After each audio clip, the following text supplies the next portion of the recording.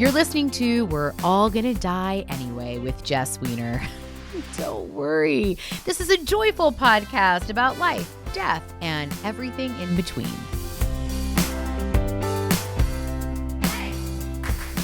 When I was conceiving of this show and I was thinking about and dreaming about my dream guests for this show, people that I knew I wanted to have on who could help me talk about life, death, and everything in between, who could help elevate these conversations about living a good life.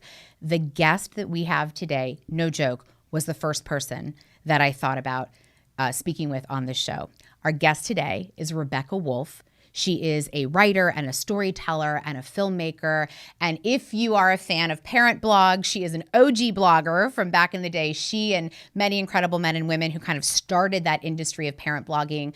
Rebecca was a pioneer. She wrote a blog called Girls Gone Child that chronicled her experiences with young motherhood, raising 4 kids, and trying not to stray too far away from her wild child roots. In fact, she actually wrote a book called Rockabye, From Wild to Child, and she is in the process of writing another book about an experience that happened to her and her family a couple of years ago that changed their lives forever. I remember reading with great rapture in what seemed like almost real time on Instagram, Rebecca Woolf's account of finding out that her 44-year-old husband, Hal, who she was in the middle of divorcing and separating from, was diagnosed with terminal cancer. And Rebecca continued with Hal to walk with him through his last days here on earth. And I remember right about that time, we had just lost Myra a couple months prior, and I found so much solace in the way that Rebecca talked about death and life and grieving, the way she was parenting her children, the way she was thinking about herself as a woman and a mother, but a woman first. And her writing and her way of communicating, it's so brutally messy, honest, authentic. It gives you a lot of permission to dig in and ask some big questions about your own life, because she dares to ask those questions about hers. And I knew I wanted to talk to her about that process, about death and grief, but the way that she handles loss is actually a wonderful pathway for how to focus on living. And so now she is a single parent raising these 4 incredible kids. And if you've ever seen them on her Instagram or followed what they're doing, they are young people who you can tell are definitely beneficiaries of being loved by their parents, but certainly are beneficiaries of having a mom who loves herself, who bucks convention, who challenges stereotypes, and who really asks some of those deeper questions. Who do we really want to be in the world? What is holding us from becoming that person?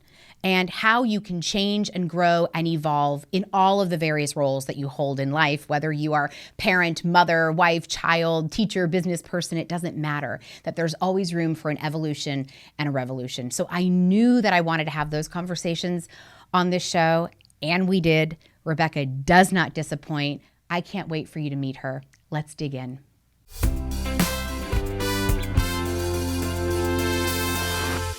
So anyway, I wanted to talk about so many things with you, but I know you professionally from certain circles. I don't know a lot about your backstory. And so I wanted to ask you actually about your birth and what you know about the story of your birth, where you were born and what the experience was like for your mom. Oh my gosh. God, I mean, I know that I was born in Plainfield, New Jersey, which is where I lived for the first year of my life between my parents moving back and forth to San Diego.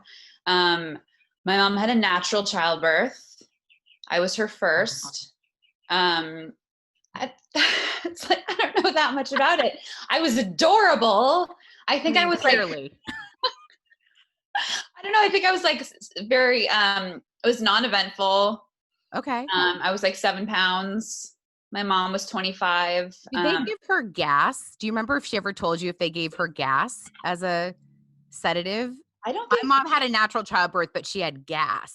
No, I don't think she took anything. She was very like, for me at least, because I feel like that was a conversation we had a lot where she's like, and because I didn't have, I mean, I had drugs for all of my births and I wasn't even trying to like, that's not how I roll. I'm like I'm not even going to try. Like, yeah, I don't need to prove anything to myself or whatever. Yeah. Not that she did, but she was like, it was like her first child. And it was like, you know, 1981. I don't know if that has, but it was like, she was very much, but Wow. I don't know really much about it. Do you have a lot of siblings? How many siblings I do you have have? 2 siblings. Okay. My sister's birth was very eventful. She almost died. Oh So my God. she had like hemorrhaging and had all this crazy blood loss, horrible, like that birth was very different. Wow. And do you So have a brother? and a brother in the middle. Yeah. In the middle. Oh my gosh. So you're the Yeah. oldest of 3. Yeah. And when you look back, you spent the first year in Plainfield. Did you grow up then in San Diego the rest of your childhood? Yes. Okay. So I moved to San Diego when I was, a newborn and lived there my whole childhood. Encinitas, which is like a North County hippie beach town, or it was. Now it's very conservative. Is it really? Yeah. Yeah. I mean, it was always like, very like middle class white people, but it's become I think far more conservative than it was when I grew up. When you look back on your childhood growing up there with your family, like what 3 words do you think would describe your childhood if you could sum it up top of your head? It was very much like the ideal, perfect, like storybook childhood. In terms of, my teen years were a little different, and I had actually a lot of loss starting in high school with peers specifically. Physical loss? Yes, a lot of death. Wow. It's like I very, unfortunately, a lot of experiences with death before going through this. With people that I was close to, people that I wasn't as close to, being like the first person on the scene of a fatal accident, things like that. Like, how old were you when you had your first loss? Do you remember? The first loss that I was my grandfather. Was the first death of significance. I was like 12 or 13 at the time. And then in high school, I lost several people. I must have gone to 15 funerals in high school of people in my age group. Yeah. From a variety of different, I was going to ask you, a variety of different reasons. Drug, suicide, car accidents, and then 2 accidental shooting deaths. Holy shit. Yeah.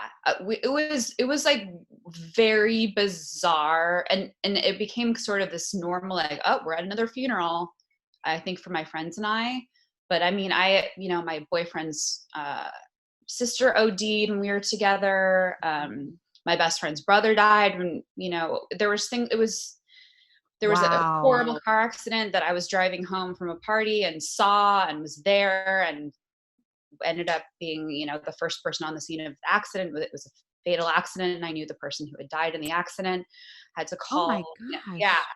So there was how do you even like process that when you're that age? Like, did you, or was it just like you said, it just kind of becomes like part of? I think it was probably like, didn't realize that it was traumatic because it had become so frequent. Unfortunately, super frequent. And I think sort of similar to you, it was one of those things where I was like somehow always like the first person. There was a suicide. I was the first person on the scene of a body that I like found a body, and like there was so many things that I think I don't know, it was bizarre. Like I think that I have like a very high threshold for trauma, maybe because I wasn't ever, I didn't go to therapy, or I didn't feel like I needed to. I felt very like capable of dealing with, I think, those kinds of events when a lot of people that I was close to are not. Were not. And then I started working with kids who had, a lot of whom had terminal illness. And that was my job that I actually had when I found out I was pregnant with my first child. So my work, my experience with death from a young age really informed my parenting. And I always kind of leaned on, what I learned through those experiences as a mom. Wow. And I think it either does one or two things. It either makes you really afraid because you know how fragile life is, right? Or it does the opposite, and it makes you really fearless because you embrace the fact that that's a possibility, that, there's nothing I can do to keep the inevitable from happening. And we can only, do what we can do. And I just need to make sure my kids know that they're loved and supported. But I didn't have a lot of fear ever when it came to them, like I let them sleep on their stomach, like, which was a totally frowned on thing. I used to get people would, because I wrote about it publicly, and people would, lose their shit, lose it because I was putting my kids' lives in danger. But that's what they instinctually wanted to do. And I felt that if that's what their bodies were naturally wanting to do, then it was, that was how they slept. So, but I do think I've always felt this way, that we have our fear of death, just societally, culturally, is sort of the reason for a lot of our issues, culturally. And I think that was very clear to me at a young age, maybe because of the way a lot of people I saw around me were handling death. And when I started working with the kids, they were mainly teenagers, and they had chronic or terminal. Some of them, the majority of them were chronically ill. Several of them had terminal diagnoses. Mm-hmm. And they were completely fearless. They were incredible. They were so full of life and love, and there was no fear. There was no pity, self-pity. It was just they were so full of light and love, and it never felt sad to me. And obviously, it was heartbreaking when someone died, and but they were so, I don't know, it felt so I was so humbled, kind of like you were saying earlier, to be in the presence of people who are so enlightened. And a lot of people towards end of life become really enlightened. I think specifically young people, because young people are more enlightened. Yeah, agreed. But I'm thinking about these two different worlds for you, even as a young woman, like having this somewhat idyllic space to grow up, right, in your early childhood, is through your description. And then this series of events of loss. Mm-hmm. And then before you get into working with the terminally ill kids or chronically ill kids, when you were going through all of those losses as a teenager, did you notice how other people spoke about death in your community? Was it fairly hush hush? Did you find that some people's parents were more open to it? How did your parents respond to that or frame that for you? Because I think our community was really sort of in shock by how much death there was. I think specifically because it was such a idyllic upper middle class, suburban neighborhood, and there was so much, it was depression and drugs and all the things that, and it was very much there wasn't a lot of acknowledgement. There wasn't a lot of talking about it. We had funerals and services and, paddle outs and various kinds of memorials, but, and then it was just business as usual. It was, I never really felt there was space for grief, or that we really ever talked about it. As more of oh, another person died. It almost felt callous. Wow. But again, I could be remembering it that way. I remember getting I actually lost another friend when I was pregnant with my second daughter, my best friend, in my early 20s, who we kind of lost contact with because he had, a substance abuse issue. And when I became a mom, it was I needed to put some distance between us. And then of course, blame myself and all the things that people do when they lose friends to addiction. And I remember when he died thinking wow, there's been a lot of death in my life, and I never really realized, I've never really sat with it, think about how that affected me, or maybe that's why I gravitated to this or wanted to be around that, or I don't know. What brought you to work with the kids? Do you remember that? Yeah, my friend my friend got me the job. It was she was basically my boss, so she hired me. So that was how. And then I worked there for years and years and became really close friends with the kids who are now adults, Wow. So it What was, did you learn from the kids versus maybe what you learned, if you can even recall the difference between the losses you experienced in your friend community and then watching these young people go through their life? Did you remember seeing anything or learning anything different? I mean, I feel like young people are so much better with death and grief, and they're so much better at talking about it. Mm. And it's interesting because I was thinking about this actually today, because I saw somebody write, it was like a group text, because it's like all the, so a lot of group texts, there's a lot of kids in school, and it's of course the end of the year, and my daughter's about to graduate from elementary school, and there was a group text going, and one of the parents said, "Oh, I hate goodbyes." And like Mm. I was thinking, like, oh my gosh, this is such a, if you boil it all down to like 3 words, Yep. when it comes to grief, when it comes to loss, that's it right there. That's the issue. And you don't hear children saying, "Oh, I hate goodbyes." Like it's Yeah. we I think we're so afraid to like have sort of to be vulnerable and to show Yes. emotion, even privately. Yeah. And children are really good at that. They're really good at showing I emotion and know. being really sort of true to their humanity. And adults, like for some reason, we get to a point where we feel like we can't, like we have to put on a bold face and sort of show stoicism when it comes to transitions Yep. and goodbyes specifically. And I thought, wow, this is like a really profound epiphany as I sat looking at this text that said, "I Yeah. hate goodbyes." And that's, if what would happen if we all spent some time with that? Yeah. Why do we hate? I mean, that's such a strong word. Right. Why are we so afraid of transitions Yes. and saying goodbye to each other? And there's this, it comes back to this fear of death and not knowing what to Yep. do with that. And so we try to stay away. I'm going to Yes. leave before I have to say goodbye. I Right. hate goodbyes. I Well, can't. and we don't want to look at it, I think, to your point too, because it strikes at such the vulnerable place for us, which I think is the reality and the realization that everything changes, everything dies, and everything Yes. ends. Yes. It all ends. Yeah. Even the moments we love and that we want to hold on to forever, and the people that we love. I mean, that's what sleep is. I always think about that too. I feel like when we go to sleep at night, it's like we're practicing every day to die. We're practicing every day to say, I okay, think that too. This is crazy. I literally get peace from thinking that. yeah, I do too. I think it's like this, we're literally given the opportunity to practice and prepare for death. So Right.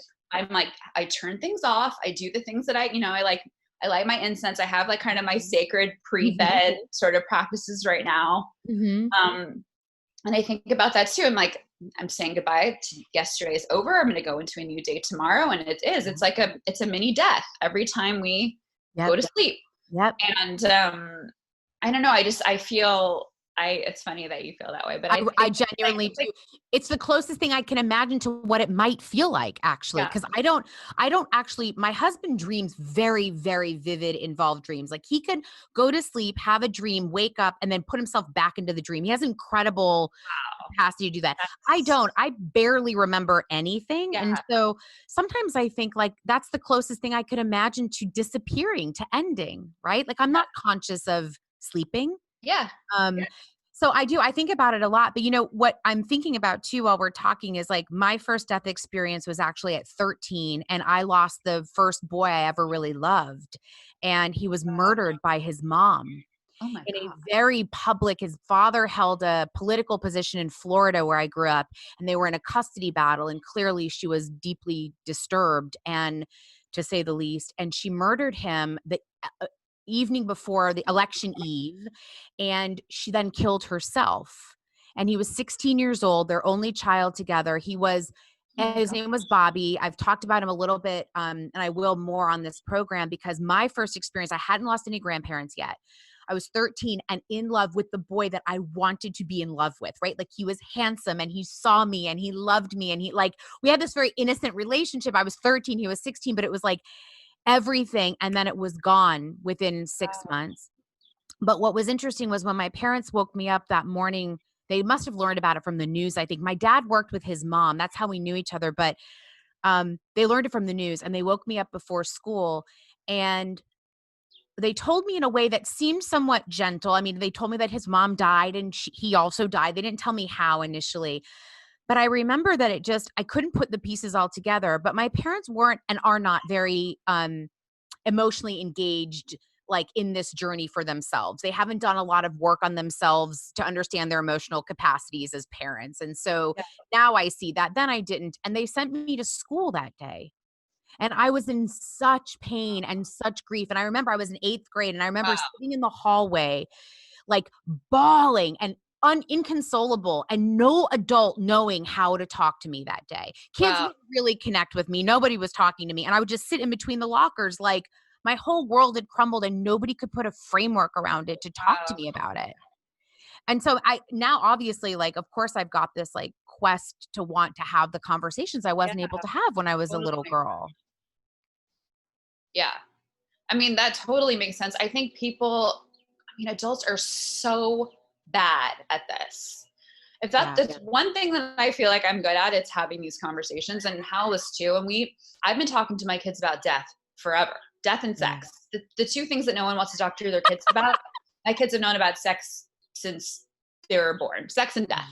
They know every gruesome detail about every possible sexual act, every kind of death. I've never kept any of that stuff hidden away or secret, or because I find that the topics we shy away from most are usually the most important. So so from the very beginning, we've been talking about death. Wow. And let's talk about Hal a little bit. So you and Hal met when you were how old? 22, almost 23. And then I got pregnant within months of us meeting. And then we got married within months of my pregnancy. So by the time we had been together for a year, I had a baby and we were married. So my son found out I was pregnant in 4 months into dating. So he was born like just over a year after we met. And it was very much like I'm pregnant, let's get married. It was like we were kids. I mean, I was a kid. I was, 23 and like very much a kid. I wasn't like a mature 23-year-old, career woman. I was like floundering and, partying and, all those things. So, our relationship was complicated. Yeah, you've written about that. Yeah, and that's sort of what I'm writing about in my book. That's the trickiest part in writing about this, is that it's not your like fairy tale story about like couple in love, the happy family, and a death. It was like very tumultuous marriage. We're about to get divorced, and then he gets terminally ill, which I think is actually a far more common story. It's just nobody really knows what to do with that story. Right. Because it doesn't fit into our box of how it's supposed to look like. No. It's supposed to be, and people, when he was dying and after he died, we're constantly like, you lost the love of your life, and like, how will you ever go on? And it was this very like precious thing. And that, I didn't even know what to do with that, because it was not how he felt. Yeah. I didn't want him to die, of course, but I also didn't want to be with him anymore. We didn't want to be with each other. So it was like this, what do you do with that? If most people, when they get divorced, who are like, we're divorced, like have that moment where they get to actually celebrate their freedom. But you never got to that point. Strange, like, yeah. I mean, obviously I wasn't celebrating, but it was this, it was two very opposed emotional responses, with feeling relief to not be married anymore and like grief. Of course. Because this person, who I obviously didn't want to die and loved, and just differently at the end, and thought of my children. And the last thing I want is for my, kids not to have a dad. And I mean, I'm still, trying to like uncover all the bits and pieces and layers. I mean, it's a very messy situation. But this is what I appreciate as somebody who's like read your work, whether it was Girls Gone Child, which was your first blog that you started writing, right? About Yeah, motherhood, about being that a was, mother in a time when other people weren't mothers around you, yeah, right?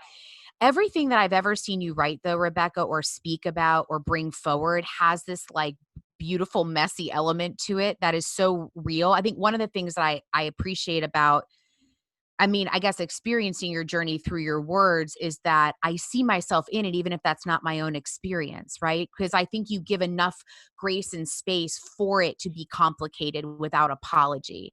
And I guess I'm wondering, before we dig in a that's little bit more to I really how, is like, appreciate that right now. you what? You what? I really appreciate that, 'cause it's like, I mean it. It's genuinely how I experience you. And I know we don't know each other very well, but that is genuinely how I experience your truth telling. Sets me free to look at the layers that I would feel like were in conflict to the story I'm supposed to tell about my life. yeah, thank you. That's why I feel it's really important to tell the story to me, because I Yes. feel like there were so many times women specifically in my position, are shamed into sort of into into hiding the complicated messiness Yeah. of grief. And it's always, the person dies, it's we don't say we can't say anything bad about the person because they're not Right. here, or Right. we have to only dwell on, only share the good Good stories, stuff. or Yep. people become, saints in death. Yes. And that I feel like is so dangerous, because we're all so human. In fact, it was interesting. I just was watching Your Sister's Sister. Have you ever seen that movie? Mhm. It's a Lynn Shelton I movie. haven't seen it yet. I really want to, though. So there's a scene in Your Sister's Sister where they're all going around and they're sharing stories about their friend who's died. And of course, it's like, he was the greatest man who ever lived. No one was a better guy, like all positive, positive, positive, positive. And his brother's in the back of the room and he's like, hold on. If you're going to eulogize him as who he really was. He was a full person. He Right. wasn't. We're so afraid to talk about anyone's Yes. full humanity when they're dead, because they're dead. And Right. I don't, it's so dangerous, because people are harboring all of these feelings that they Yep. feel like they can't talk about, because, well, he's dead. So it feels like you can't, we have to memorialize only the goodness in this person. Yeah. Um, And and I, and actually those eulogies are often for the people left behind. So then you're also spinning a tale that isn't very helpful to everyone's experience of a full person. Because totally, nobody is good and saintly all the time. I think this is a big impact of what religion does to us, though, and how we look at death and think about ritualizing death and what we're allowed to say and allowed to feel. And, yeah, there's so many yeah. rules about widowhood and mourning, which I want to get to, which I know you've also like turned upside down, which I fucking love. I have Like, I have so many.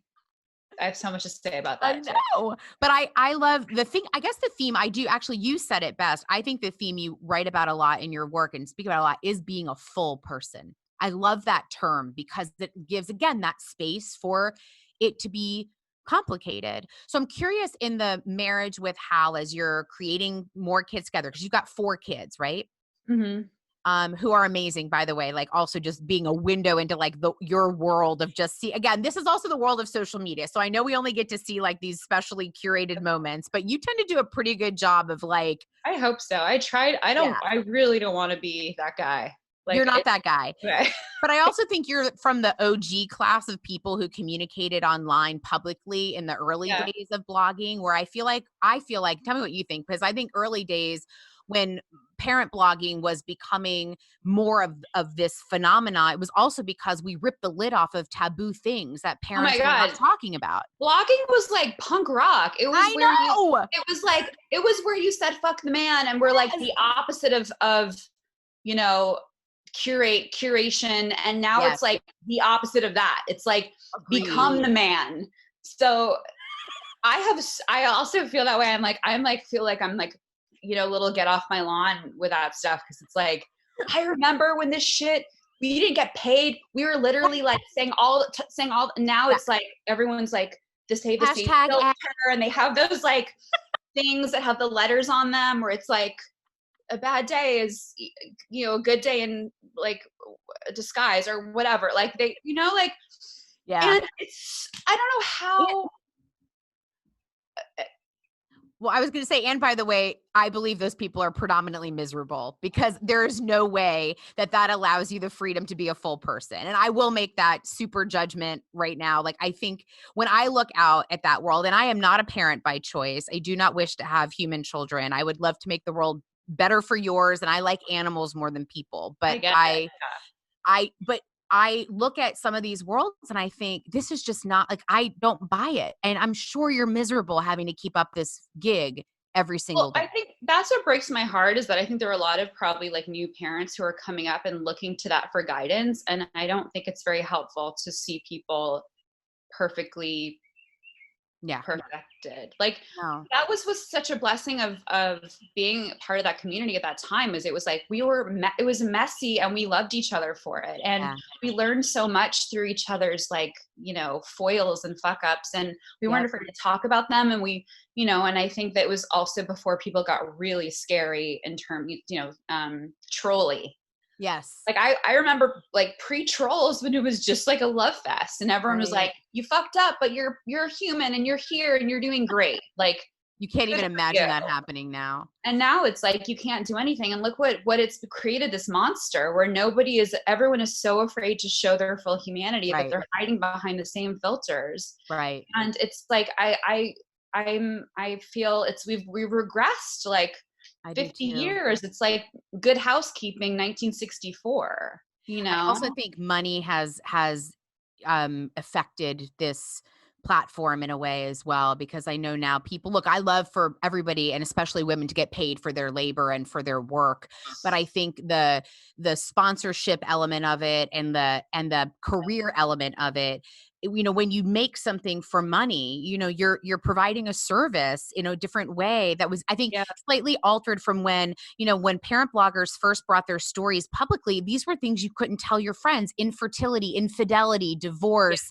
Yeah. adultery, like stuff Yeah. that, you know, abortion. These were things Yeah. that women were hiding in shame, and they still do. But there Yeah. was this, I remember also being there at the same time watching this. It was a revolution of Yeah. realness. Yeah. It felt like it felt like it was like it was like early zine, Yes. you know, it was like internet zines. We Um, sound like full on Gen Xers in this conversation, and I don't care. I know what's crazy is I'm actually a millennial. You really? Yeah, I was a young, you know, I was like on the young side for having Oh. kids. So, you know, I had 4 by the time I was 30. So I'm like now I'm like in Hot my late dog. 30s and now I'm like, Oh but man. a lot of people are just getting started at my age. Yes, I I'm didn't like, realize that actually. Well, you've had a lot of life under your wing. yeah, I mean, I don't feel like a millennial, but I am Well, in. I'm certainly a Gen Xer in that way, where I'm like bemoaning the fact of all this public sharing for commodity's sake. That's the Yeah. performative part that scares me. Well, Where what's heartbreaking to me is that if like in the sort of glory days of blogging, I actually made a really good money writing very truthfully. And, you know, I only worked with sponsors that felt comfortable for me. And I vetted everything and worked really hard and did everything myself and got paid. And it was like, it felt amazing. I like cursed in posts that I like get remember. sponsored. And I was like, this is who I write. So if you're going to sponsor me, like you're going to sponsor all of me. And now it's like that would never fly. And it's because so many people were okay Right. with giving them the clean version. Right. Or And nipping and tucking little parts of themselves away, right? yeah, In order to be palatable. You yeah. had 4 kids before you were 30? I had my twins when I was 30. So by the time I was 30, Man. I had 4 kids. So how long were you and Hal married at the end? Just almost like 13 and a half years, almost 14 years. Wow. 13 and a half. Wow. And so were you both on the same page when you said we talked about death and sex with our kids from the beginning? Were you both as parents on the same page? I was definitely the one who was like death and sex, mom. Like but he was never like, that's not right. He was always like, you know, I mean, I had all the sex talks and the death talks. But he was definitely like open to that. He wasn't, That's you know, incredible. but, like we were very much on the same page as parents, Mm-hmm. but I was just the one who was the talker and Leading that. in though, Hal did not have a lot of experience with death. In fact, he had very little. He lost he had experienced very little loss in his life. And I remember whenever something would happen, like someone would get sick, or someone would die that, he had any sort of relationship with, it was paralyzing to him. He did not know how to even like what to do with that.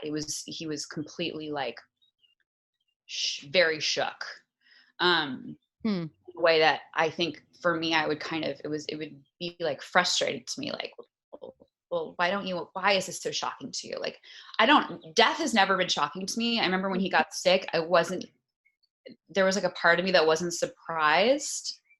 And I don't ever hear, like when I hear about death or sickness, there's never it's like more of an expectation when it comes to it. I don't know. It doesn't come But to that me. makes sense to me hearing some of your origin story. I mean, I think at the volume of which you might have experienced it, it does become a reality. I mean, it is a reality. People die every minute, every single day. Yeah. But I think like somebody like Hal and other people listening who've never had a death, experience or had one maybe later in life, or those of us who've had them at really fundamental ages. I mean, I think having that death experience, I imagine, this is incredibly formative for your kids at the ages that they're at. Yes. And now obviously death is not shocking to them at all. And in fact, it's the opposite where, there's a real fear that I'm going to die. There's a real, not even a fear, more of an expectation. So if I go on a walk that's a little longer than cause right now I'm not leaving. Right.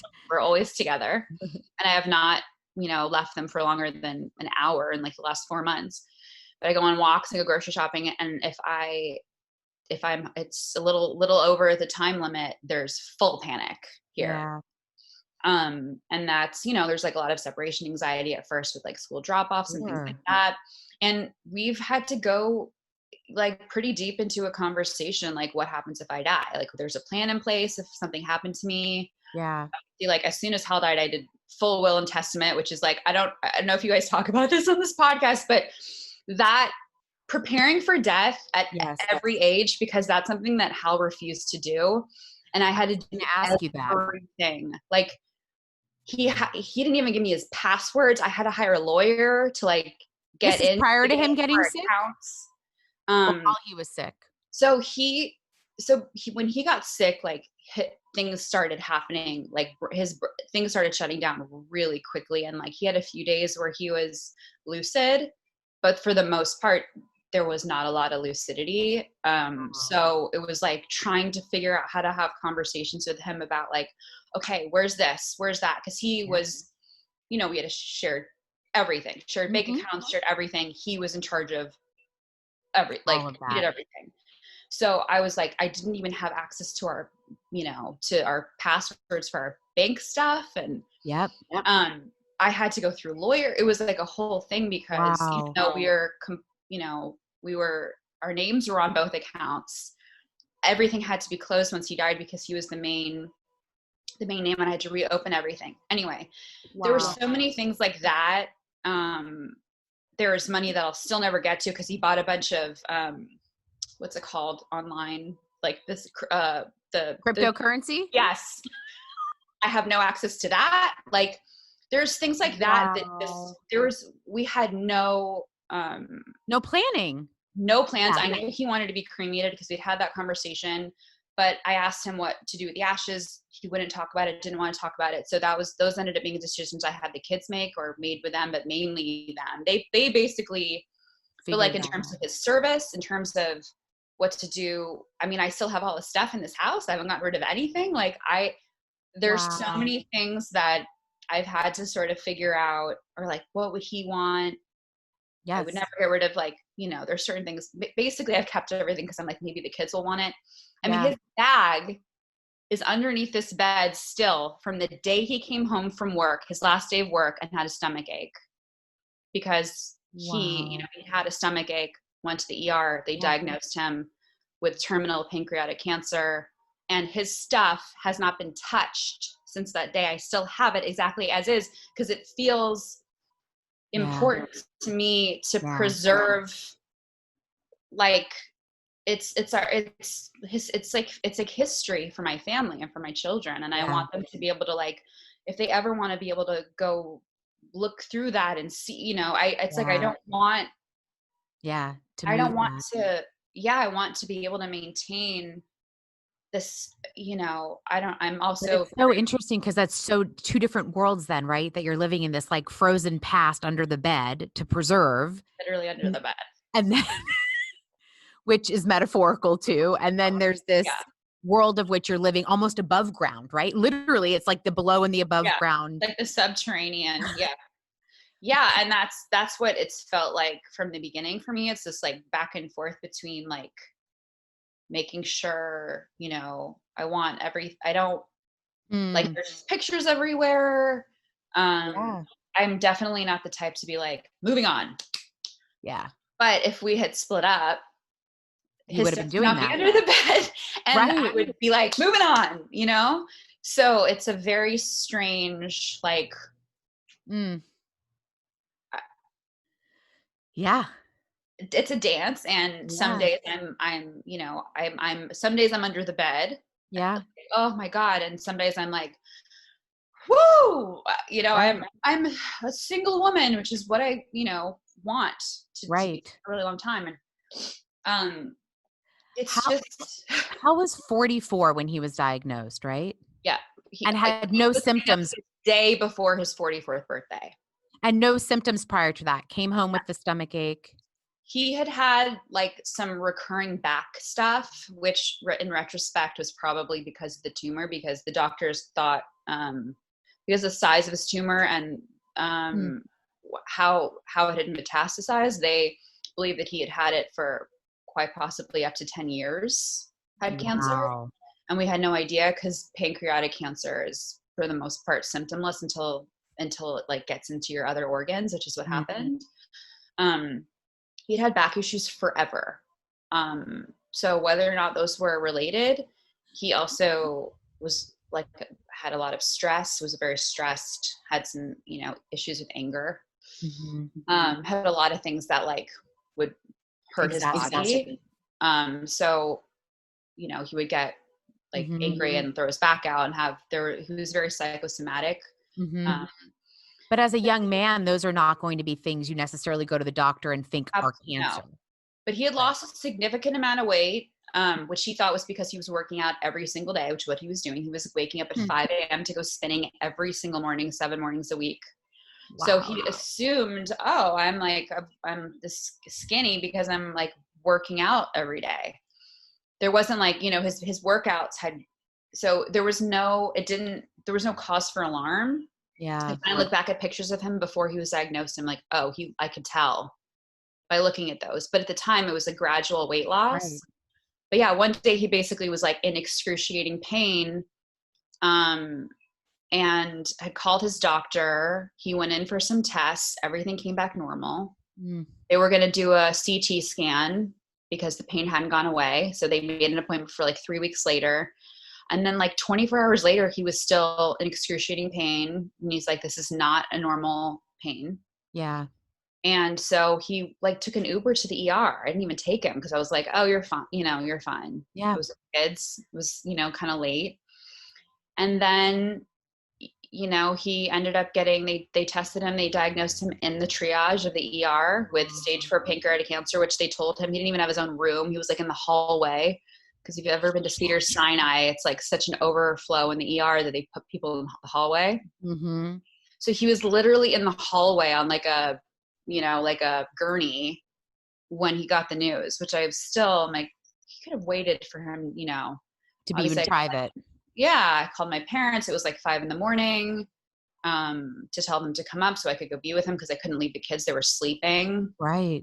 You know, and I got this news and knowing that this is what, you know, what I would have to talk to my kids about. You know, it's like, it was so, that part was just, I mean, that was the worst of it, was that first night. Do you remember where your head was in hearing that news for him, knowing this state and space of where your relationship was and the fullness of the life that you were living. Like, do you remember how you processed that? What's interesting is the first thought that I had when he called, because I knew immediately what pancreatic cancer did to the body, and the fact that it was stage 4 and that it was in his liver and his lymph nodes and everywhere at that point, I was like, this is it. So I knew that he was he was dying. This is it. He was going to die. Right. And my first thought, because I had always, it was like such a petty thing. I mean, it wasn't petty for me at the time, but I was so angry that our kids had his last name, because I was like, well, I am the worst kind of feminist. Like because I kept my name obviously, and was like, we should have had, the girls should have had my name, and that would be the fair thing, or hyphenated or something. Like how do they all have his name? And like, this is bullshit. And so we had this conversation, and he was like, if you care so much, just change their name, like whatever. And I'm like, well, I can't do that now. Too late. And then I had this conversation with the kids, the girls, about it. And then one of them was like, well, I think I want to change my name to Wolfe at some point. I was like, cool. But it was like this stupid petty thing. And I was just being a little baby. I mean, I understand my point. Yes. Self of yesteryear, but the first thought I had when he called was like, I'm so glad they have his last name, and then start crying. But like, that was my first reaction was like, oh my God, like they get to have, like a piece of him. Yeah. Because I think for me, my whole thing was like how great that he had this legacy. Like he has these 4 amazing kids that like are carrying on his name, and they all look just like him. And that's so like, how great to be able to like leave the earth, but like leave behind these like amazing humans that are, in some ways the best parts of you, right? Yeah. So that part, I was like that, but it's funny that petty shit was the first, like, that was the first thing that I thought about. I was like, oh. But that's what's real about this, though. Like, I am sure people listening have had their own versions of that thought that goes through their mind when they know that their loved one, in whatever shape their relationship is. Right. Totally. Yeah. That was people. Yeah. But that was like a very real feeling. And obviously, like, we were not in a great place when he got sick. So for me, I was like, I went to go find my wedding ring, which I hadn't worn in like 2 years. And did you feel guilty at that time? Do you remember guilt playing a role at all of like? I mean, it was one of those things where I was like, God, if I would have known that this was coming, I would have been a very different wife these last couple of years. But then at the same time, like if he would have found out he was sick before it got to this point, he would have been a very different husband, and not in a good way. Because he just didn't, he had the beginning, he had this really sort of beautiful sort of Buddhist. I was reading that. You said he kind of really learned to let go in a way that he hadn't. He had like it was strange, because he had always joked about dying young. And I think that like a part of him knew that this is coming, because it was almost like when he found out, there was like this relief where he's like, I knew it. Like I knew this was going to happen. Like he'd always been like, I'm going to die, or something's going to happen. Like there was always doom and gloom, like something terrible was going to happen, and something terrible did happen. And he's like, I fucking knew it. I knew that something terrible was happening. Here it is. I'm not crazy. Like there was that kind of reaction at first. And then he was so like open and full of like light and love. Like his voice changed. He talked slowly. He was very enlightened in the beginning. And we had this really great, we came home from the hospital, he told the kids, we told them together, but it was mainly just him telling the kids. Yeah. And it was like the most amazing moment where we sat around the table, and he's like, guys, I'm dying. Like he was like, I'm dying. And it was like the most, heartbreaking, but also like the most beautiful, like. And he said it with that kind of energy. Like, yeah. It was like, wow. This is it, guys. And there are questions. Will you be alive for this? Will you be alive for that? And I don't know. And I don't know. And I don't know. And it was like definitely like his greatest parenting moment for sure. And, um, and, How did the kids respond?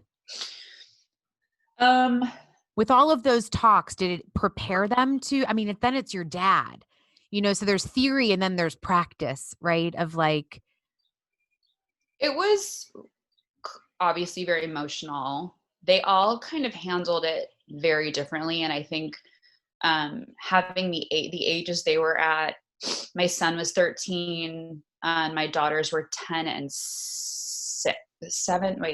13, and my daughters were 9.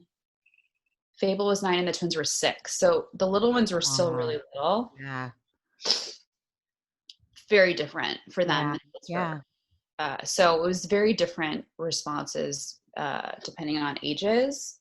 And, every possible, I have 4 very different kids. So every possible way of handling it, You've gone through. That's because incredible.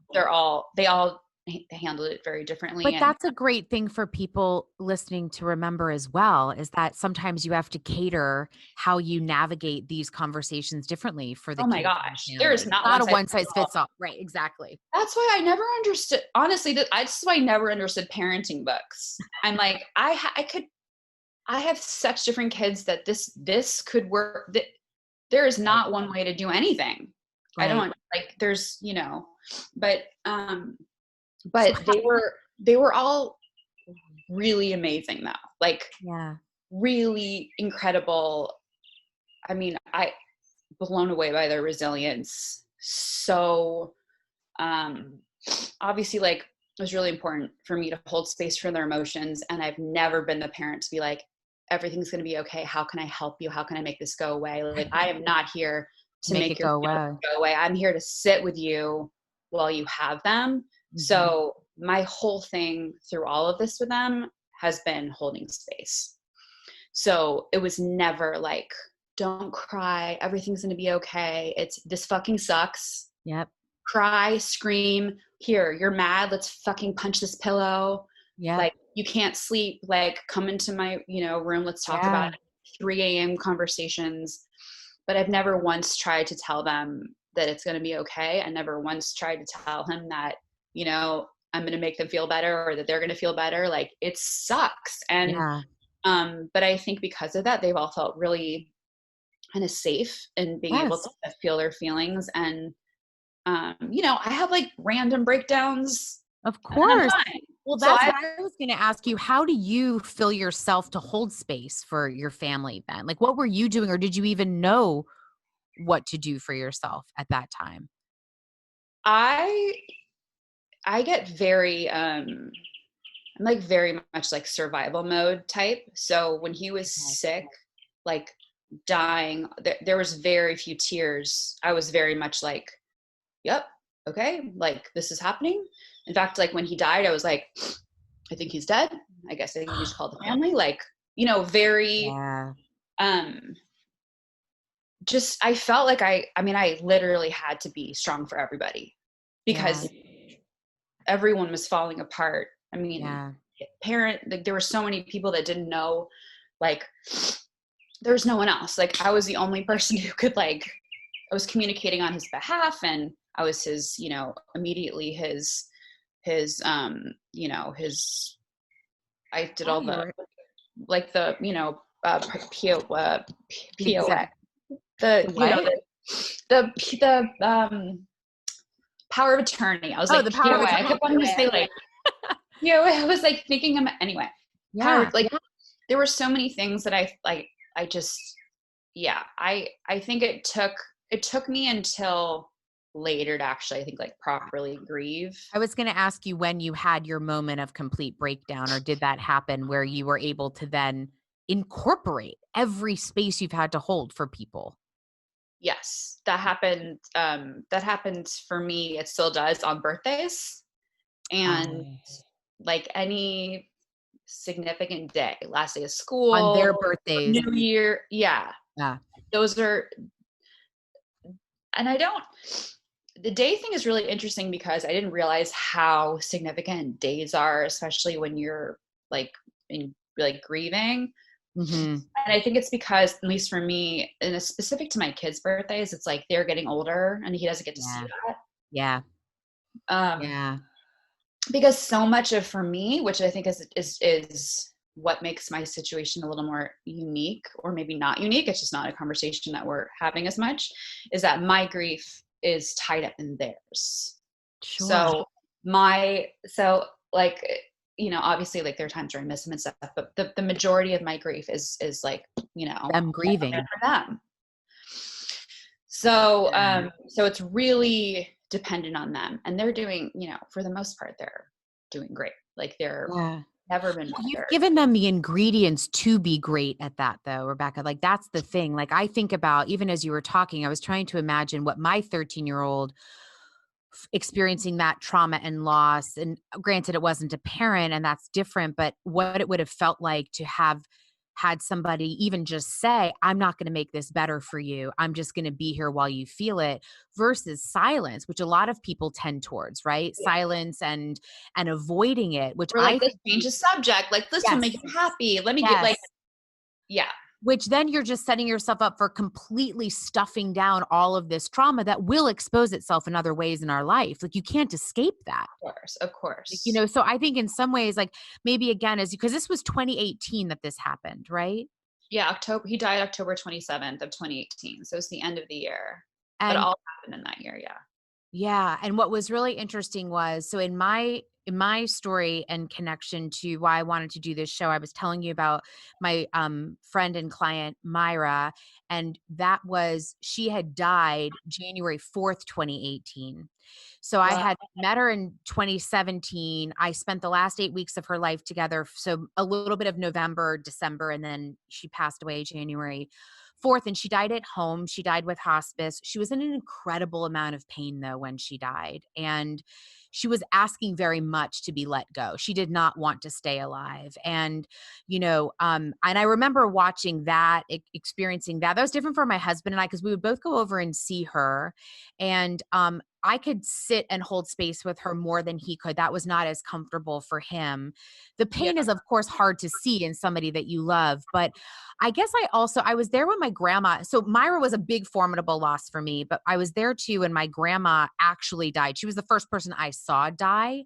And I Yeah. was there when she took her last breath. And I remember thinking, none of this shit that I care about matters. Not what I ate, what I wore, what I make. Like in her last breath, what mattered was who she loved and how she loved. Yeah. Did you find the same thing when you were with Hal? Yeah. What did you take Yeah. away from that experience being there? I think for me, like, being with him when he died, Yeah. um, for me, I think I was very aware of how quickly we can lose everything. And for me, it was like he doesn't even, like, his body had completely, Yeah. nothing looked he was one way and then he wasn't. And I think I was really sort of, like, struck by the physicality of death. And I think that's why so much of, like, what I've been through the last, like, the year after, it was like all that body. It was Yeah. like very much like body energy,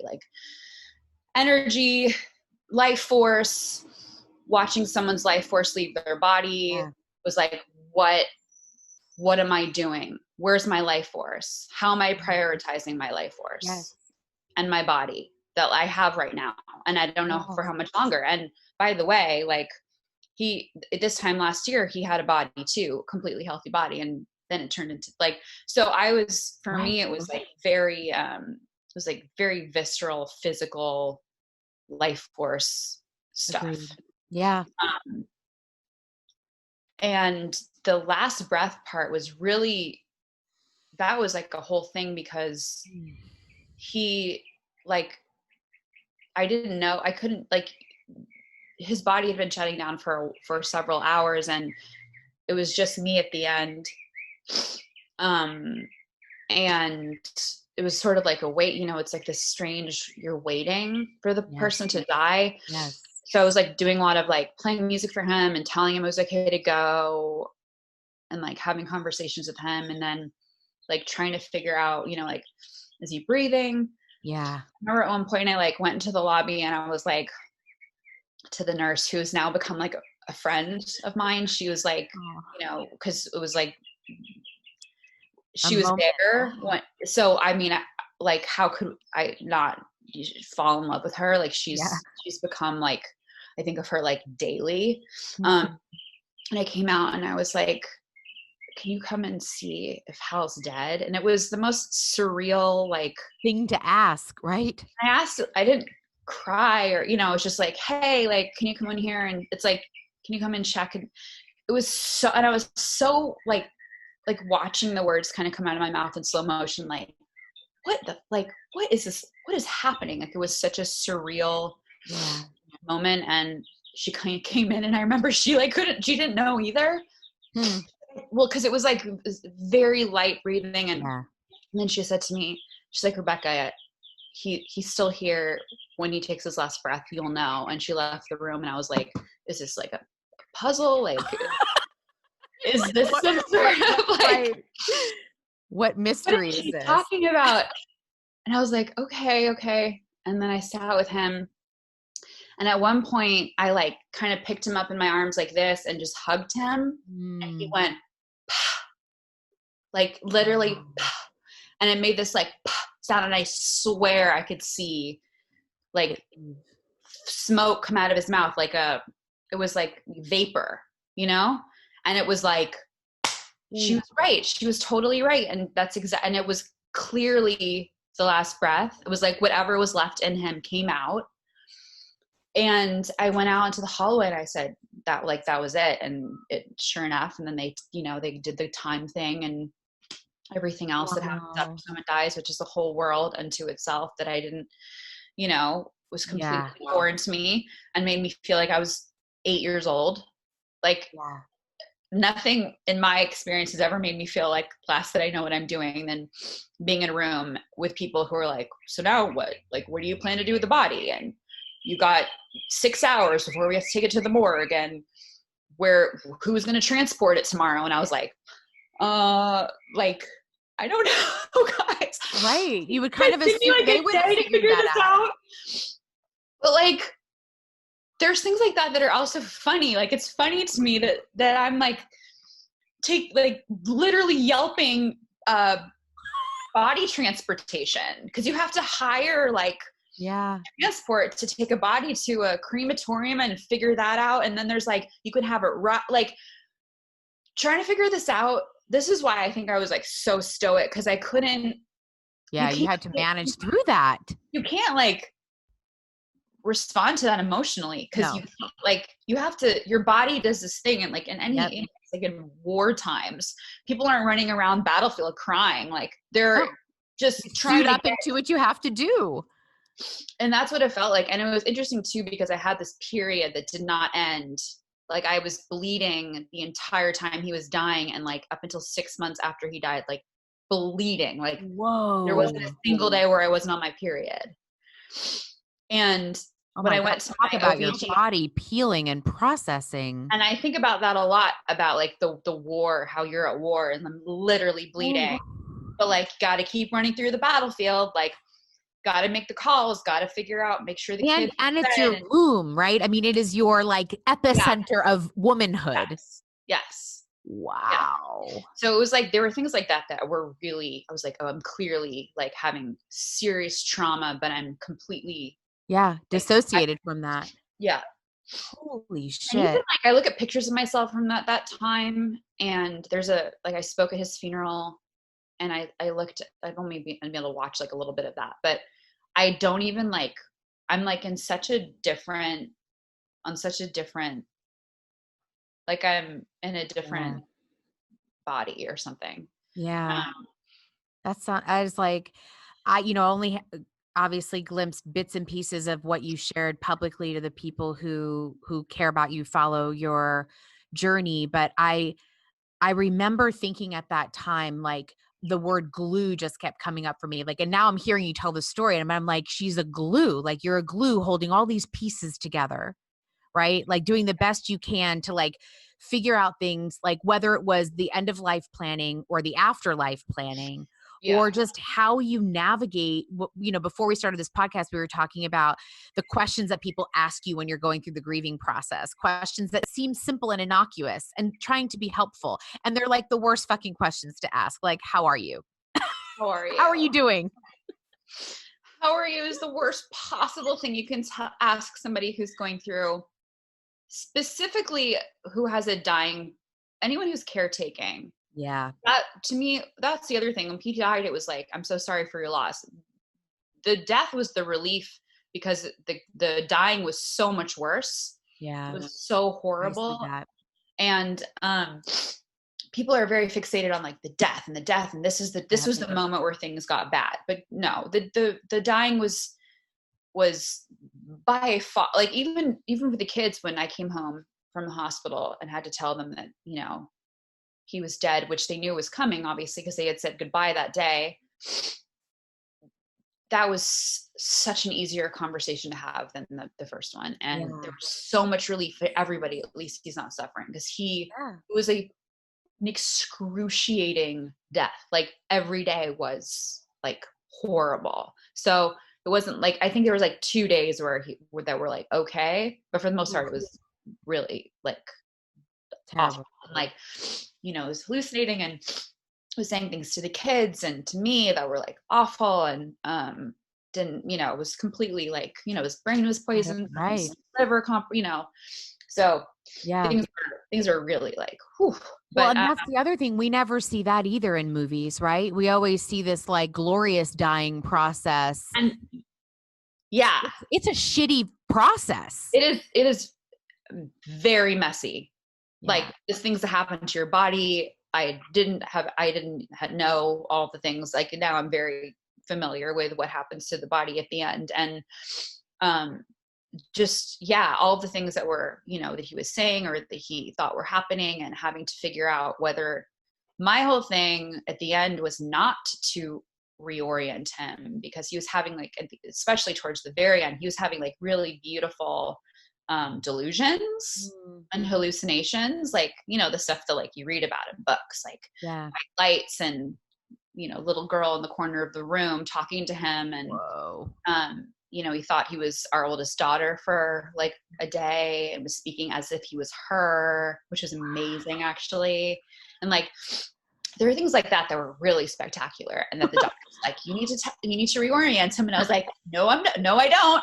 He's so happy, and whatever he's seeing feels real to him. And as long as it's making him happy, like I'm going to totally go along with it. So I fully went along with it, unless it was like the dark stuff, which also happened, where there's like people trying to kill him and people who come in the room and they need to leave. And, it went, but yeah, there's like all that stuff that I had no idea. And it's true. It's like you see the person on their deathbed in the movies and everyone's around them and, they say their last words and it's really beautiful and everyone knows what to say. And there's all this closure, and there was no closure in this death at all for anybody. Nobody got closure, not a single person. And, he specifically, in like typical Hal mode, was like, at one point was like, you guys want closure and I'm not going to give it to you. Like he was like, no, like he was very much in denial that he knew he was dying, but like also didn't understand that he was dying. So when people would come to say goodbye, he was like, he couldn't do that. It was like, I hate goodbyes. He just couldn't do it. And I think like there was like in the beginning, there was a lot of anger there, because it was like, you could have like given your kids like, there's like, like Upward, there people do these videos where it's the dad writes a letter to his child every year, and like they open like on their birthday they get a car, and like, there's all these stories where a parent dies and like leaves their child like gifts and cards, or writes some letters, or people film them at the end, and nothing. This wasn't that. There was none of that. And honestly, like at the beginning, I was like, what is wrong with him? Why wouldn't he want to leave cards for his kids? And then I was like, wow, I am so jaded by like bullshit. That is not how it works. That is how someone who has no experience with this shit wrote some bad movie on a Hallmark channel. Right. That's not how it is. I know. So basically, like, all right, so it was my job to figure out how to close it up. So we did Yeah. all sorts of we did like incredible funeral at a really Yeah. fun place. I took the kids up the coast. We scattered some ashes there. You know, we did our own versions of closure for him. And, Yeah. you know, I feel really grateful that I got to have some control in that actually. Like Yeah. I actually got to do that, which, Yeah. you know, I think that's an important thing for people to take away as well. The ritual of closure may not happen at the moment of passing, and oftentimes doesn't. And so then how do you, and by the way, yeah, I think in grief, we have waves of rituals that we need, right? You've got this immediate, like, I'm even thinking like there will probably come a ritual time when you actually move his stuff around, right? That will be a ritual moment because right now it's, whatever that is, but like that will be another wave of you figuring out how to do that. yeah, for sure. It doesn't ever end. No, it doesn't ever end, which is the other lie we're told about this, that grief is Yeah, finite. it definitely doesn't end. It just changes, right? Yeah. It's fluid, and it's totally just changes shape. And like, you know, there's sometimes where we talk about like the end stuff. I feel like really strongly that levity is like a huge survival skill when it comes to this stuff, and Hal's the same way. So like joking about his death and about like talking about it, like laughing at all the stuff, like the end of life stuff, and having those conversations feels so important. We laugh all the time about like stuff that he would have said or done, or like things that he did at the end. Like we are constantly making jokes about his death in this house. Yeah. And people don't know what to do with that a lot of the time, because we'll make some joke and people like, you know, or they'll like stray away from the conversation as if my kids don't know that their dad is dead. Right. And so I like usually go out of my way to be like, dead dad, dead. Like I never say pass away. Yeah. I'm always like dead, die, death. Like, I'm really like I feel very strongly about normalizing that word, because we're so like tiptoe. Like he passed on. He transitioned. Right. And I'm like, it's why? We say die all day long. I'm dying to do this. I'm dying to do that. We're so like throw it around like it's nothing, except when it's like we should actually be using it. So and accept really trying to reclaim that word. I think we should reclaim that word. I want to talk about the change that happens in you after this, because the next iteration of or at least a story publicly that you told after this experience was you falling in love. And you shared that in a way that so from that moment afterwards, right? So after Hal has passed, you connect with somebody, you have I don't know if you're still in this relationship or not, but you write about being in love and falling in love. And I remember at that time, what I took away from what you had said, which is a part of a couple of things that I wrote down that I love that you said, but you've always been very explicit that you have all sides of you. I remember when you were telling your kids, I think you were sharing, right? That you're still a woman, like you're their mother and you're a woman and you have needs and desires and wants and wishes that have nothing to do with being their mother. Yes.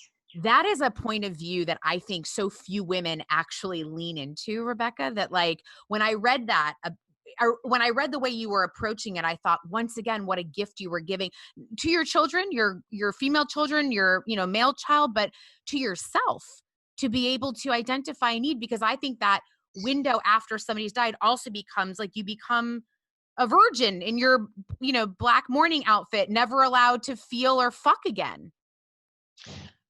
Yes, it's like the same. It's like the reverse. It's like the bride walking down the aisle in perpetuity in black. Right. Like that's literally what people expect from you. And that's what and for me, it was like a double whammy, because I was going to get out of this marriage before this happened. Right. So for me, it was like, well, I'm going to get crucified for doing what I what I was literally like, okay, finally I can do X, Y, and Z. Right. And so I had to sort of make a choice between like, am I going to do what feels right for me or what feels right for everyone else? And that was a very easy choice to make, because fuck everyone. Right. And that, And that came from also going through a death and being like, clock's ticking. Right. I don't know how much time I'm going to have. So I'm not going to sit here and be and be performative. Right. And so I did. And I literally, I mean, I very quickly was having sex pretty soon after. Yeah. Very unapologetically. Yes. Which, by the way, I think is a universal also. experience that many people have and nobody talks about again. And here's the thing that's crazy is like very soon after he died, all I could think about was fucking. And that is also super normal because guess what's the closest you can come to feeling to dying? Le petit mort. It's literally a term in French, which is like, it was like the little death is orgasm, right? Yes. So talk about life force. Where's like the one place you can find your life force in like the visceral way. It's like the closest you come to death is sex. Right. And to feeling, to understanding like the physicality of, you know, that kind of energy. So that was like literally all I wanted to do right after. And I remember doing like some Googling and I was like, wow, there's like no one's talking about this. No, ma'am. There's like one article that I read and it was like people in the comments were like, well, she's clearly traumatized and they don't know. And like, it was so, and then I was like reading about Patton Oswalt. Cause remember he lost his wife and started dating him after and was like, I mean, crucified for it. So I don't think it's specific to women, although I do think we are far more harshly judged for it. Always. Especially when it comes to sex. Like it's one thing to look for a husband, quite another to just want to like fuck everybody. Right. Which is sort of, you know, that was my MO, was like just dating, sleeping with people, men, women, like all the above, more than one at once. Like I was like, be alive, by the way. Yeah, it was all feel alive. And by the way, like it was amazing. Like I had didn't have a bad experience in the bunch. It was like very much like, this is what I want. This is what I'm here for. Yeah. You don't have to know my story. Like I get to just sort of be in my body and then go back to my life. And it felt, you know, I breathed not only a sigh of relief when you wrote those stories. I forwarded some of those posts to girlfriends of mine who had lost their partners, who were terrified to give in to their carnal desires. They were somehow betraying their beloved. And I'm pretty sure people fucked even harder after reading your post. Oh, that's all I want for people. That's my dream. That's all I want. I also look at it as this freedom, right? This freedom to be in your body, a body that is alive and urgent. Yeah. Oh my gosh. That's the thing. Like a high five down the line for having a body. I don't want anyone to waste any time in that body. And which is, by the way, getting older every day. I know. You know? And we don't, so this is it.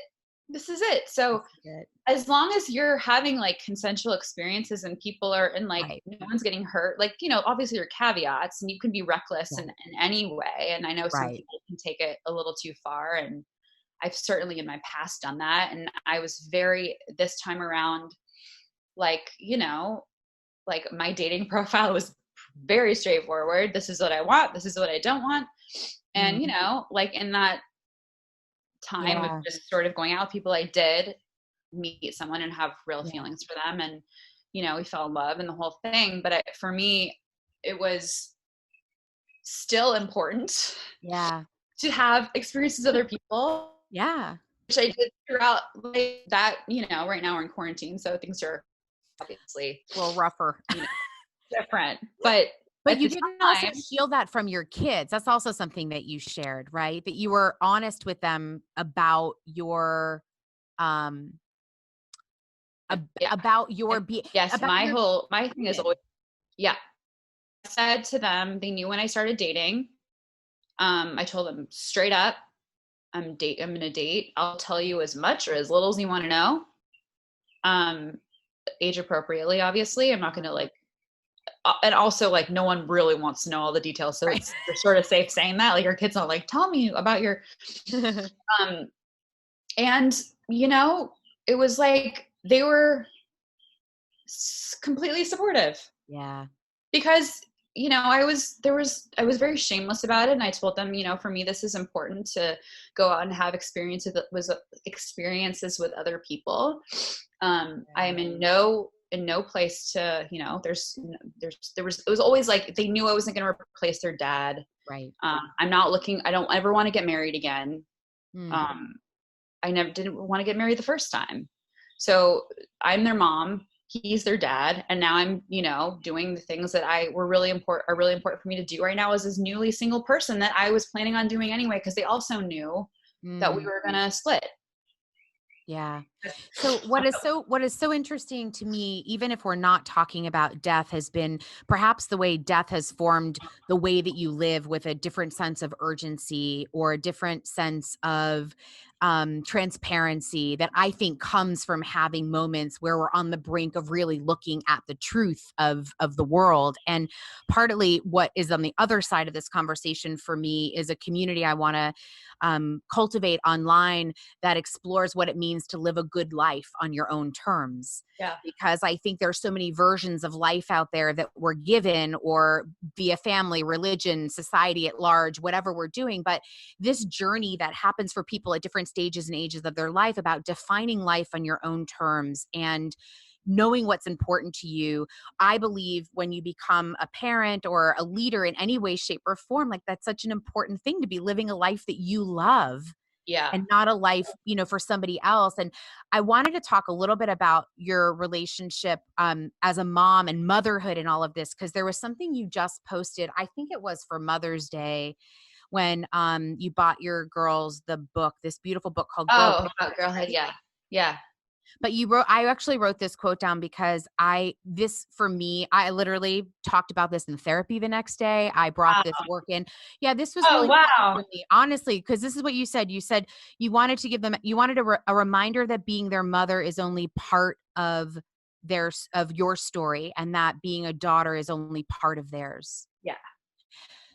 That undid me, because I have a deeply complicated relationship with my mom, and that is an idyllic way that I wished I was parented, that I wished as a young woman I was told that my mother that she was a woman, not just a mother, that she had the fullness, that full personhood that you were talking about in the beginning. And when I read that, I just thought, I don't care how much fucking crazy stuff goes down in these kids' lives, for you to have established, for me and my feelings, a boundary of saying, you being my daughter doesn't mean you belong to me, that I own you, that you are your own person, and a part of your story is being my daughter. But the owning that young girls feel to their mothers, and their mothers' stories, and their mothers' legacies, and their mothers', ways of relationships, to me is some of the most toxic, that we pass down. And I think, this was another thing I wanted to make sure I touched on in this conversation, because I think what's lighting me up is I'm leaving some of my family system behind and reorganizing the life that I want to lead, because I've been so woken up by death that this part of mothering myself is a whole new thing. And I just, when I read that in your social post, I thought, God dang it, man, like, that is such foundational wisdom to give your girls, to know that you are a full person and they are a full person. Yeah. I mean, thank you for saying that. You're going to make me cry, because that, I feel so strongly about that. I mean, I feel, there's a lot of, I could not live my life honestly if I was living it in the way that I have a really close relationship with my mother, but we're very different, and I have very different, just different from her. And I was raised in a very sort of traditional family, and I definitely don't have a traditional family. And I think there are things in those days that a lot of mothers didn't tell their daughters, and those are all things that I tell mine now. And they're just things that, like, it's just different. But I've always felt, and this is actually a gift from my mother too, is that she's always supported me, not as her daughter, but as my own self. And I know there are things that she disagrees with that I do and say, but she's able to separate herself from me and say that is what works for her and that's what feels good to her. Like, go forth.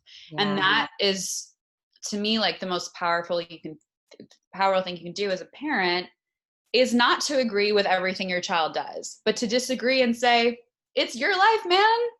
You do you. I mean, I say this to my girls all the time. Like, I always do the your body, your choice thing. It's your body. You know, you want to put that ice cream bar in it right now, like before dinner. It's not probably not the wise decision, but if that feels important to you, like, it's your body. And I think, like, you know, we giving our children agency over their own decisions. Like, it's the same thing with homework. Like, I don't really help with homework because it's I want you to take credit for your grades. If I'm like doing your work for you, or if I'm like calling your teacher because you know something happened, like, that's up to you. I'm very much like, you're in control of your destiny. You're in control of your, like, you know, just trying to give them their power. Like, it's, and I'm as also recognizing that as a parent, like, I have very little power over their choice. Like, I could say whatever I want to. I could be like, don't do that.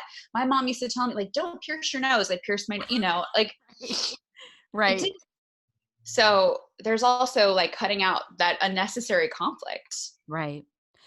I think when I think about, and as I learn more about you, and as I hopefully wanted to bring you forth to be a force in other people's lives as they watch this and see this, it's not, honestly, look, it's not for me to put you on a pedestal. I don't mean to do that, but I want to give you thoughtful compliments about a result of you living your life that you have unintended consequences on people in a positive way. For me, like, this is my experience, is like, by you being honest about the struggle, by you being transparent or modeling a way that you are parenting, doesn't mean everybody has to believe in it. For me, what I got was, man, this actually fits into what it means for me to live a good life, to be transparent and honest with the people I love, to do the hard work and the hard stuff, because that's what is there to be done, and not just shy away from that. And death is just one part of it, because all of the things we talked about today is loss too. There were pieces of you lost in that relationship, pieces of you lost in the dying process, like all of that. And then all these things that were also found. And like, I just, that for me is the realness of our lives. And I don't know, this is my quest right now in this program, has been like wanting to talk to people who are figuring that out, because I am, and I was tired of trying to do it thinking I had to do it perfectly, or that I had to do it alone. You know, that you know, the good life for me, and when the way that you talked about, again, like being a full person, God, that's a gift we just, to give ourselves, let alone our children, would serve us for our lifetime. If we just kept realizing that we were going to be full and messy and break and get put back together and break again. I mean, honestly, like, who wants to spend time with someone that's not messy? Right? Like, it's such a, like, it's honestly, like, I feel like it's our superpower as humans, our ability to just, like, you know, to fall apart and put ourselves back together in like different ways. I think so too. So one of the last questions that I want to ask you in all of this, because I know that your work will take form and shape differently. I know you're going to bring some of these stories more formally out into the world when you're ready to, in lots of different ways, which I can't wait to support and champion. But I'm curious, as you kind of look back on this life so far, there's two last questions. I think one is, what are you urgently looking to live into right now? Like, where is the urgency residing for you currently about life? It's such a tough one right now because everything feels so limited. I know. I felt really like I figured it out. Like, life, I get you. Come at me, like, open arms. And then quarantine happened. So it sort of knocked me off balance, because I felt like I really sort of got it all figured out and felt really good about everything. So I sort of had to reacclimate. And I think for me, to the point of being in quarantine too, is that, like, finding power where we have it, and using it in ways that are, you know, generous and helpful to others and ourselves. You know, I'm writing this book right now, which I'll write in its entirety in quarantine, it looks like. And it's been hard because I'm writing about all these things we're talking about, and I know that I'm going to be harshly judged for some of the things I'm writing about. And I think for me, like getting to a place where, you know, I'm not afraid to sort of to be really sort of publicly to be flawed, to show my flaws in a very public way. Yeah. Because there's a lot that I've written about truthfully in the past, but there's still quite a lot that I've left unsaid. And all of those things I'm saying in this book. And it's a little scary. So I think for me, this has been like a bit of a like, and I think this is also like, this is my therapy. I didn't, you know, see a therapist after he died. I've always sort of, this has always been my therapy, is writing through it. And I think I'm sort of in it right now. Like I'm having like a very deep self therapy session. But when this is all over, I think, you know, just, and it sounds so funny now because like we're not allowed to touch each other or like be in each other's faces, but just to like, I think just being in my physical body. Yeah. I feel really like empowered by having one. Yeah. Like even just like, you know, putting on like extra quarantine pounds, which like, let's be honest, like I'm like so grateful for like every like fatty piece of my body. Cause I remember watching that part of him disappear and he couldn't even sit because it hurt. And like, Yeah. God, I'm so grateful for like the fat. And I don't mean just like the physical fat. I mean, just like the fat of life and like just being so okay with that and like into it and not trying to hide it. And I think maybe that's the book. The book is just like, these are all my fatty bits that I'm really insecure about. And yes, they're there. But it's like, that's me and we all have them and we're all have things that we're self-conscious about. And like, I think just like really sort of like just finding a way to be comfortable with discomfort of, you know, of all of that. Maybe. And that is the beautiful journey of this life, isn't it? Yeah. The finding the comfort in the discomfort. Yeah. Because will always be there. It will always ebb and flow. What are you hoping you'd leave through this process as a legacy for your kids? If there was like, you know, one thing high level that you would want them to take away from this experience so far, what's that legacy you'd like to leave? I mean, I think we recognize our full humanity in times of trial. So for me, I feel this way. Like I feel, and I've told them this, that I think in a lot of ways they're going to go into their lives with a sort of, with a knowledge and a recognition that a lot of their peers won't have because they've been through this. Mm-hmm. And I think there's a self-awareness and that they have, and a sort of acceptance that like shit happens. Mm-hmm. There's no bubble. Like they don't live in a bubble. There would be no way to keep them in one, even if I tried, but like they realize that, you know, there's the fragility of life and that we only have one of them. And, you know, I hope that they go into their adult lives, you know, feeling very empowered by their humanity, like fullness, all of it. And also recognizing how I don't like the word strong, but how I'm like totally having a word, you know, like a synonym for strong, you know, like you can get through it, like resilient. Yeah, resilience. Yeah.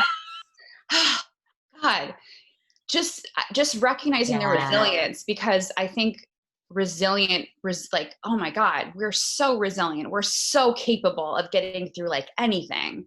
And now that they've been through like the worst, like the rest isn't so bad. Like we're going through this thing right now and it sucks, but it's like, they've been through worse. And there's something really relieving about knowing you've been through the worst. Yeah, I think so. I actually do think that's why talking about death lights you up for living, because if you faced it, if you explore it, if you plan for it, if you literally just face it, it is not as scary. It's when we kind of put it over here and kind of don't look, that it becomes, for you know, sure. it's all everybody's greatest fear. We're going to cease to exist one day, and will we matter? And, you know, obviously Hal has these 4 legacies walking in the world that have pieces of him inside, but they're their own people. And you're learning to be and continue to be your own person. And by you sharing these stories, you're gifting me with that understanding of myself. That's to me like the real beauty of all of this. If we can just normalize it, destigmatize it, and talk about it, I think we can all feel our resiliency more. That's exactly right. That's why my book is called All of This right now. I love that title. Because, well, he was dying. Hal was like, when I die, you have to write about all this. So I called the book All of This, because that's right. Because we don't usually talk about all of it. Like we talk about the, you know, the light in the corner of the room. I know. But we don't talk about all the dark spots, make up the rest of it. But no, and I could literally talk to you forever, and we have talked way longer than I had. I know. I'm realizing. I'm like, wait, it's 4:00. It's so good, but it was, and I'm so grateful. This conversation was everything I had imagined it might be and more. And maybe I can bring this out to the world, Rebecca, and we see how people respond to it. Maybe you can come back on and we can pick up the conversation and maybe even talk to other people. I'd love to kind of keep you involved in this world, because my voice is a light for me too. So I wanted to thank you for that. Thank you. I'm so moved. Thank you so much for having me. You're welcome. I love this. Thank you. I wish I could hug you. I wish we were like, oh. We will hug a lot when quarantine. I have like physical whatever the sexual frustration equivalent of like just hugging people is what I have. No, me too. This conversation is exactly what I dreamed it would be. It was windy and beautiful and messy and complicated and transparent. And I'm so grateful to you, Rebecca, for going there with me and going there with us. And I think what I'm taking away the most is what vulnerability and truth for yourself looks like. Will not look the same way for everybody. So maybe some of the things you heard today are not the way that you process grief, or not the way that you choose to parent and talk to your children around death. And that's okay. What I love about opening up these conversations and normalizing the process is that it will be different for everybody. And that is my definition of La Buena Vida. That is what it means to live a good life, a life that you love on your terms. And I don't think there's anybody who's listened to this conversation who would doubt that Rebecca Woolf is building a life on her own terms. And I personally think that's a great gift to give to her children. I think it's a great role modeling. And I myself feel opened up and excited, especially the part today in the conversations around the physical body, about really owning and enjoying and being present in a physical body. I hope the body is healthy, but in whatever capacity you are living in this, whoa, I got so excited I knocked my microphone. In whatever capacity you are living in your physical form, to not take that for granted.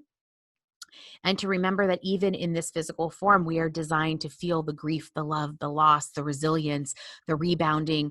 All of these things makes us real, makes us human, and as Rebecca said, makes us a full person.